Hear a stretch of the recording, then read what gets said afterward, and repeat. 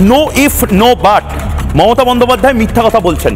হ্যাঁ, মমতা বন্দ্যোপাধ্যায় গুজব ছড়াচ্ছেন, মমতা বন্দ্যোপাধ্যায় মিথ্যা কথা বলছেন। প্লিজ মমতা বন্দ্যোপাধ্যায়কে কেউ আটকান, কারণ মমতা বন্দ্যোপাধ্যায় যেভাবে এনআরসি সিএ নিয়ে মিথ্যাচার করেছিলেন, যেভাবে ওয়াকফ বিল নিয়ে মিথ্যাচার করেছিলেন, ঠিক সেভাবেই মিথ্যাচার করছেন মমতা বন্দ্যোপাধ্যায় এখন এই ভোটার লিস্ট সংশোধন নিয়ে। আমাদের electricity gas bill for address, current passbook of nationalised schedule bank.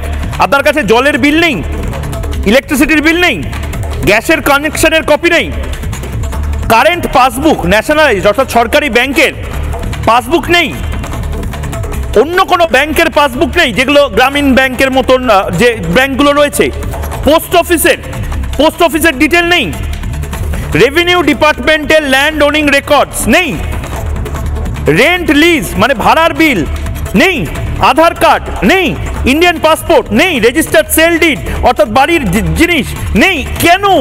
কেন মিথ্যাচার করছেন মমতা বন্দ্যোপাধ্যায়?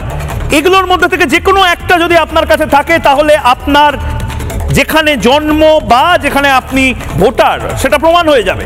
ওটা ডকুমেন্ট, সেই ডকুমেন্টগুলো থাকলে, যে কোনো একটা থাকলেই দুধ কা দুধ পানি কা পানি হয়ে যাবে আমার কাছে।